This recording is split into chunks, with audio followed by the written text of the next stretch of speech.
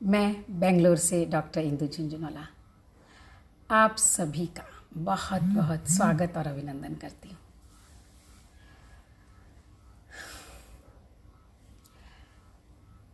दो दिन से हम फिर एक नई यात्रा पर चल पड़े।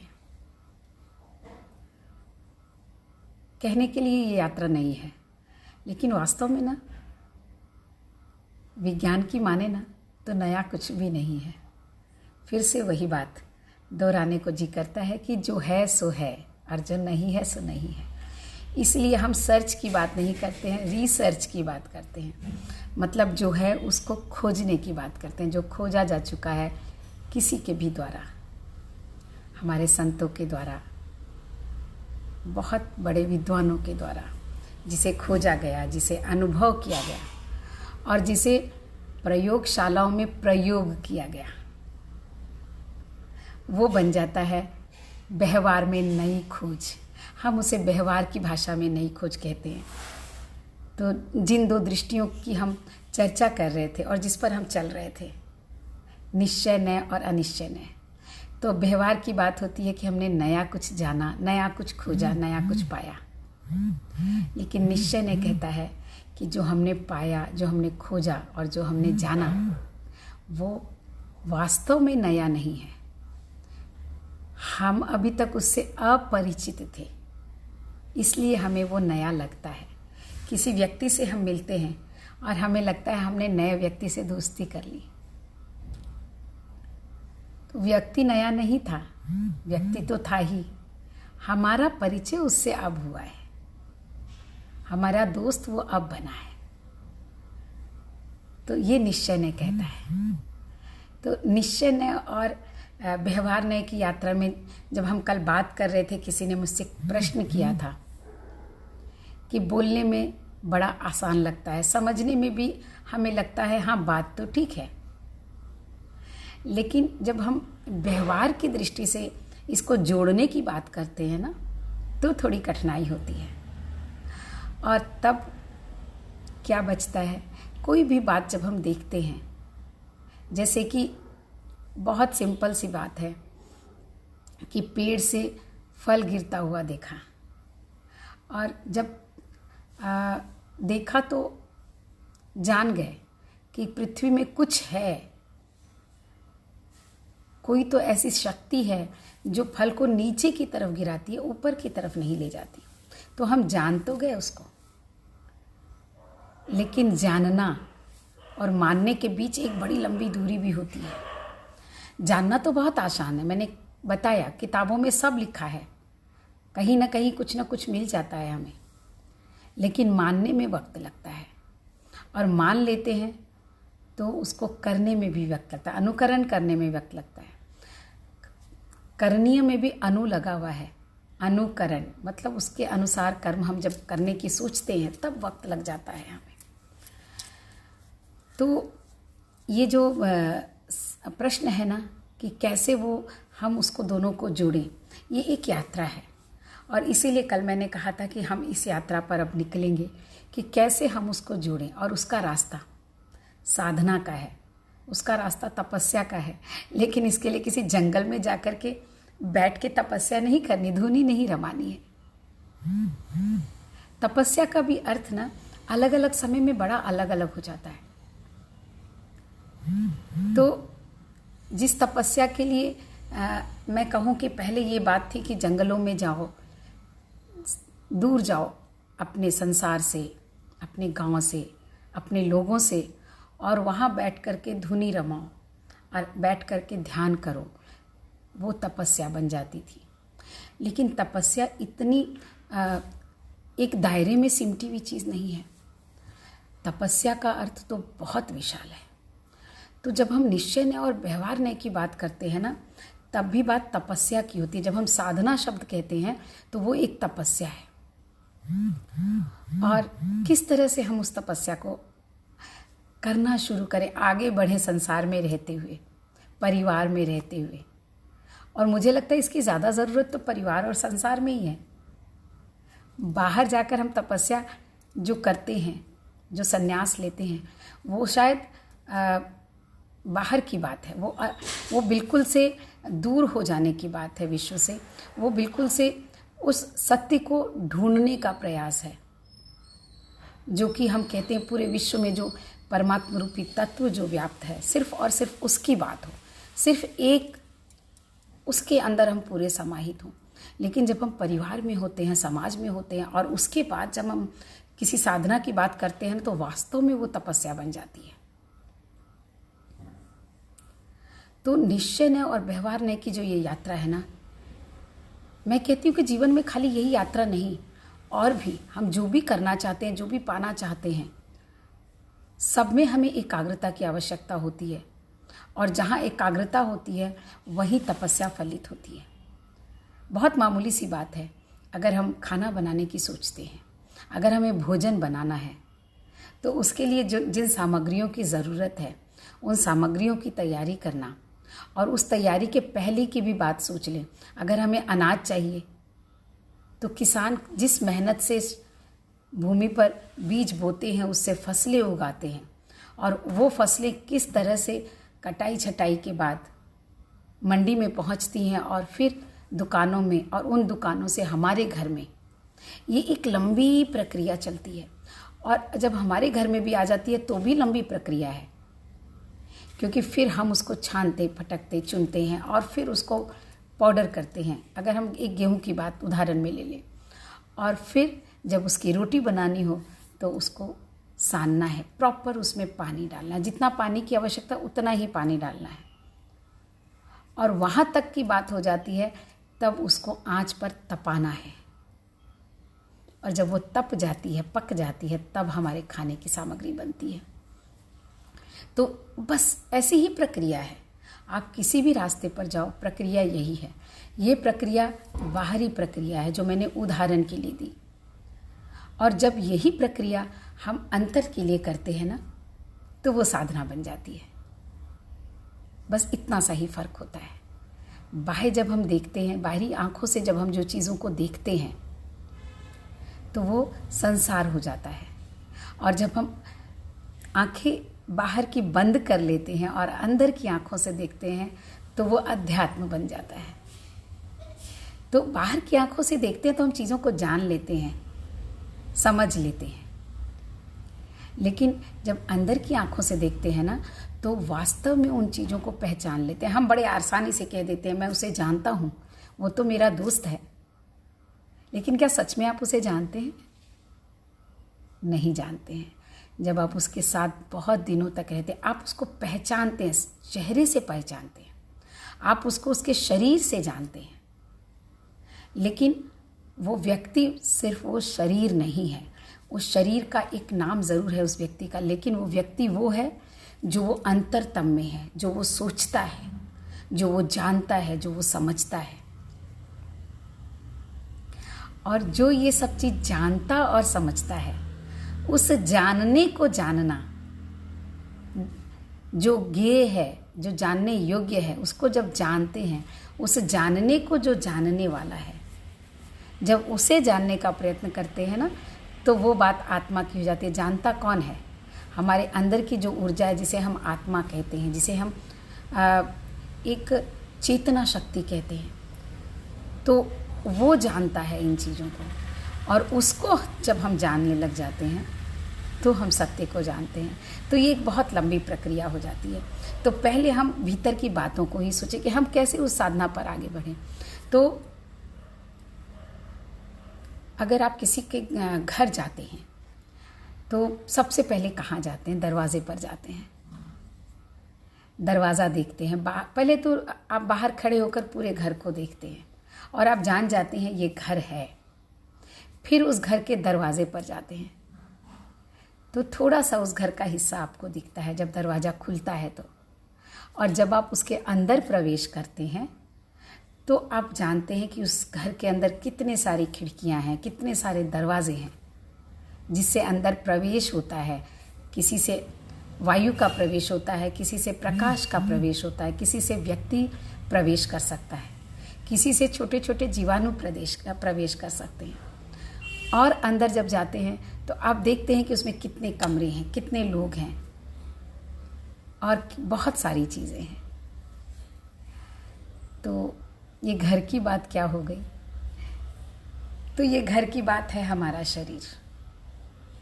हमारे शरीर में 2 आँख, नाक, कान, मुंह, ये सारी चीज़ें हैं और ये सारी चीज़ें हमें बाहर की चीज़ें बहुत अच्छे से दिखाती हैं। इसीलिए ना आज के ज़माने में भौतिक जगत से हम बहुत अच्छी तरह परिचित हैं, बहुत अच्छी तरह। हमें हर चीज़ें पता है, कौन सी चीज़ कहाँ मिलती है, कौन सी चीज़ देखने में कैसी होती है, उसका रूप रंग कैसा होता है। और धीरे धीरे हम उसके स्वाद को, जब हम जिभ्या पर लेते हैं अगर खाने की वस्तु है तो उसके स्वाद को भी बता देते हैं। फूलों को सूंघते हैं तो उसकी खुशबू को भी बता देते हैं। तो बाहरी दुनिया से तो हमारा बहुत ज़्यादा परिचय है, इसलिए बाहरी दुनिया से हम अंदर की ओर आते हैं, घर के अंदर प्रवेश करते हैं। तो अंदर प्रवेश तो बाद में करेंगे ना, पहले बाहरी दुनिया से परिचित हो ले, पहले घर के बाहर का नक्शा तो देख लें। घर के दरवाजे पर खड़े होकर उसकी खिड़कियां और दरवाजे और झरोखे तो जान लें। तो जो ये साधना और ध्यान की जो बात है ना, ये यहाँ से शुरू होती है। ये शरीर उस घर की तरह है और ये आँखें, नाक, कान, मुंह, ये सारी खिड़कियाँ हैं। जिन खिड़कियों से क्या क्या अंदर जाता है हमें पता है, लेकिन हम इस पर सोचते नहीं हैं। और नहीं सोचते हैं ना, इसीलिए मुसीबत होती है। तो इसके भी ना 4 स्टेज बनते हैं सोचने के, अंदर जाने के, लेकिन उस पर चर्चा तो बाद में करेंगे। पहले हम घर की बात कर लेते हैं। तो जो पहली जो हमारी खिड़की बनती है ना, वो हमारा मुंह है, जो हमें हर चीज़ों का स्वाद बता देती है। और स्वाद के साथ जो जुड़ा हुआ होता है वो हमारा नाक, जो हमें सुगंध देता है, सुगंध की बात करा देता है।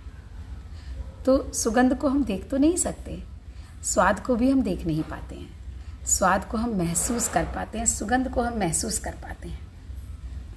तो जब हम किसी भी वस्तु को देखते हैं और तो सबसे पहले उसका रूप, रंग और आकार हमें इन आँखों से दिखता है। और उसके बाद किसी भी बात को सुनते हैं कानों से, तो वो एक भाषा जो है हमें हमारे अंदर जाती है। भाषा को हम देख सकते हैं, लिख सकते हैं, लेकिन क्या उस भाषा के अर्थ को हम देख सकते हैं? नहीं, उसे हम समझ सकते हैं।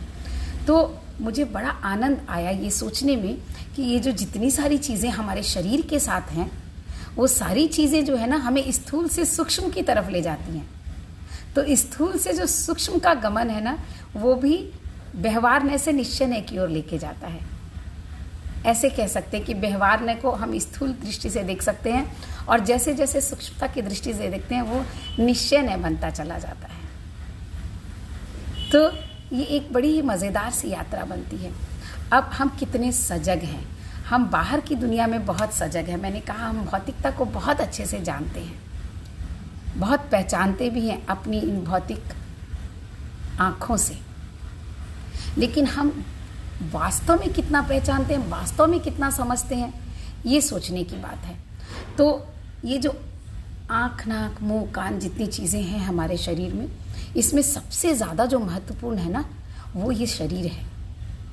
और ये अध्यात्म की बात नहीं है, मैं बिल्कुल व्यवहार की बात कर रही हूँ कि सबसे ज़्यादा जो हमें जानना है ना, अगर किसी के घर जाना है तो सबसे पहले आजकल हम मोबाइल पर बोलते हैं कि आप अपना लोकेशन हमें भेज दीजिए। तो हमें सबसे पहले उस घर तक पहुंचना है तो उसका लोकेशन चाहिए कि वो घर कहाँ पर स्थित है। और बाद में जब हम उस लोकेशन पर पहुंचते हैं तो हम पूछते हैं उस दरवाजे का रंग कैसा है, उस घर का रंग कैसा है। तो वो एक फिर और सूक्ष्म की ओर जाते हैं कि और लोकेशन उसका फाइंड आउट करें, हम पता लगा लें। तो उस घर के बाहर, और जब घर के बाहर जाते हैं तब हम ऐसा देखते हैं कि अच्छा ये इस कलर का है, इस रंग का है, इसका दरवाज़ा इतना विशाल है। तो ये जो जिज्ञासाएं हैं ना, पहली बात तो ये जो जिज्ञासा बनती है, तो सबसे पहली जिज्ञासा मुझे लगता है हमें अपने शरीर के लिए बननी चाहिए। अगर हम किसी भी साधना की बात करते हैं, किसी चीज़ को साधने की बात करते हैं, वो बन जाता है साधना। और हमें साधना है अपने आप को, अपने व्यवहार को साधना है। निश्चय न के तराजू पर व्यवहार को तोलना है, उसके साथ समन्वय करना है। तो सबसे पहले हमें व्यवहार करते किससे हैं? हम अपने इन हाथों से, अपनी इन वाणी से, अपनी इन आँखों से भी व्यवहार होता है। जितना सूक्ष्म व्यवहार होता चला जाता है ना, उतनी सूक्ष्मता आती चली जाती है। जैसे जब हम आँखों से व्यवहार करते हैं, मतलब हमारी आँखों से प्यार झलकता है, हमारी आँखों से क्रोध झलकता है, तो वो आँखों का व्यवहार हो गया। हम जब अपनी वाणी से कुछ बोलते हैं तो वो वाणी का व्यवहार हो गया। जब हम हाथों से कुछ करते हैं तो वो हाथों का व्यवहार हो गया। तो व्यवहार की दृष्टि से तो हम बहुत कुछ करते हैं, बहुत कुछ जानते हैं, हम इन सारी चीज़ों का उपयोग भी करते हैं। लेकिन हम अपने शरीर को नहीं जानते हैं। बात तो यह है, बात तो हम बहुत सारी करते हैं, अपने मन को जानने की, आत्मा को जानने की, परमात्मा तक पहुंचने की बातें करते हैं। लेकिन जिस रास्ते से पहुंचना है, अगर लोकेशन ही हमारे पास नहीं है, हमें उस घर की पहचान ही नहीं है, तो हम उस घर के अंदर जाएंगे कैसे? और पता है, मैंने देखा है कि जितने भी, अगर मैं बात करूं वैदिक काल की और उसके बाद के कालों की भी, तो बहुत सारे जो परमात्मा के ध्यान में लगने वाले जो भी मुनि हुए, ऋषि मुनि हुए, या कुछ बहुत सारे साधु संत हुए, उन्होंने शरीर को बड़ा ही ज़्यादा कष्ट भी देने वाले कुछ लोग थे। कष्ट देने का अर्थ ये कि वो शरीर को समझते नहीं थे। कष्ट देने का अर्थ मेरा ये है कि वो इस शरीर को मार्ग की तरह इस्तेमाल कुछ लोग नहीं करते थे। मैं सभी की बात नहीं कर रही हूँ, मेरी बातों को हमेशा सापेक्षता में लेंगे। तो वो कुछ लोगों को लगता था कि शरीर को कष्ट दे, ये आँखें जो है ना, यही सारी मुसीबत की जड़ है, क्योंकि ये बाहर देखती है और देखती है तो हमारा मन चलता है, अच्छी चीज़ों पर उसको हासिल करने की बात होती है, हमारे मन में लोभ आता है, लालच आता है। तो आपको पता भी होगा बहुत लोगों को कि कितने लोग आँख फोड़ देते थे कि बाहर देखेंगे ही नहीं ना तो बात ही खत्म हो जाएगी। लेकिन बाहर आप नहीं देखेंगे तो क्या आपने मन को खत्म किया? कितने लोग अपने मुंह पर बिल्कुल मुंह को बांध लेते थे कि हमें बोलना नहीं है, बोलेंगे तभी मुसीबत होती है। तो क्या उससे ठीक हो जाएगा सब कुछ? और मुझे लगता है कि जो हम संसार छोड़ करके जब जंगलों में जाने की बात होती थी, वो भी इसी ध्येय से कहीं ना कहीं एक छोटा सा ध्येय ये जरूर होता होगा कि जब हम संसार में रहते हैं तो संसार की बातों से हम भिन्न कैसे हो सकते हैं, सारी बातें हमें करनी पड़ती है। इसमें ना राजा जनक का उदाहरण बड़ा सुंदर है। तो वक्त हो गया है तो हम इस सफ़र पर ज़रूर आगे जाएंगे। तो मैं राजा जनक का उदाहरण देती हूँ आपको, जो कि मैंने शायद एक दो बार मैंने ये कहानी आप लोगों को पहले भी सुनाई है कि राजा जनक जो थे उनको विदेह कहा गया है।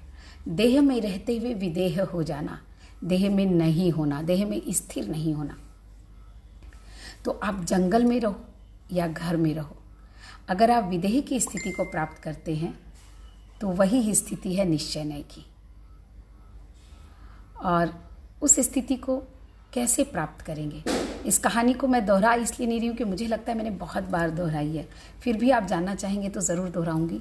तो वो जो विदेह की स्थिति जो बनती है ना, वो तब बनती है जब हम देह में होते हैं लेकिन इस देह को समझते हैं, इस देह का उपयोग करते हैं। बात उपयोगिता की है, बात दुरुपयोगिता की है। तो जब तक हम किसी चीज़ को जानेंगे ही नहीं, उसका उपयोग करेंगे कैसे? या किसी चीज़ को हम गलत मानेंगे, निकृष्ट मानेंगे। मैं देखती हूँ कि बहुत जगह ये बातें मैं पढ़ती हूँ कि ये दहेज सारी मुसीबत की जड़ है। और ख़ास करके स्त्रियों के लिए तो ये बातें बड़ी आती हैं कि वो नरक का द्वार हैं और पता नहीं क्या क्या क्या क्या क्या क्या। तो मुझे लगता है ना कि ये कहीं ना कहीं एक कुंठा है। जो व्यक्ति अपने मन को संयमित नहीं रख सकता है, वो दूसरों पर अपनी गलतियों को आरोपित करता है। और तभी स्त्री देह के लिए इतनी सारी बातें कही गई। तभी स्त्री देह को सिर्फ भोग की वस्तु समझकर, जब आपकी दृष्टि ही गलत होगी तो आप सही देख कैसे सकते हैं? और यहाँ पर दृष्टि जब गलत हो जाती है ना, तो यही समझना है कि दृष्टि कैसे गलत हो जाती है। तो पहले हमें लोकेशन समझना है, लोकेशन को खोजना है। आप जो सवाल हमसे किए गए, बड़ा सुंदर सवाल मुझे लगा था, और मुझे लगता है आपके साथ फिर से मैं एक ये यात्रा कर रही हूँ तो बड़ा आनंद आएगा कि पहले हम अपने देह को समझें, देह को समझेंगे ना तो विदेह को समझना बड़ा आसान हो जाएगा। जब हम प्रकाश को अंधकार को जान लेंगे ना तो प्रकाश को जानना बहुत आसान हो जाता है। तो हम अगली बार यानी सोमवार को जब आपसे मिलेंगे ना तो पहले अपनी देह की बात करेंगे, विदेह को जानने के लिए, विदेह होने के लिए। कुछ चीज़ें हो ही जाती हैं, समझ ली जाए और हो जाए। जब हो जाती है ना तो बस हो जाती है। तो उस होने के लिए जो यात्रा है ना, उस यात्रा को हम करेंगे, शरीर को समझेंगे। और मैं देख रही हूँ कि वक्त हो चला है, तो आज बस इतना ही। बहुत बहुत धन्यवाद आप सभी का। और मैं चाहती हूँ कि आपके साथ रोज़ 2 मिनट अंत में ना हम ध्यान करें। तो मैंने किया भी था। अगर आप सब चाहते हैं करना तो आज आप मुझे जवाब देंगे तो कल से हम 2 से 5 मिनट का अंत में ध्यान रखेंगे। 15 मिनट हम आपसे बातें करेंगे और 5 मिनट का ध्यान रखेंगे, तो 20 मिनट। बहुत बहुत धन्यवाद। आपका दिन बहुत मंगलमय हो। और आज आप लोकेशन खोजिए, आप खोजिए अपने शरीर को। आप देखिए कि आप कितना अपने शरीर को जानते हैं। फिर हम उस यात्रा पर निकलेंगे।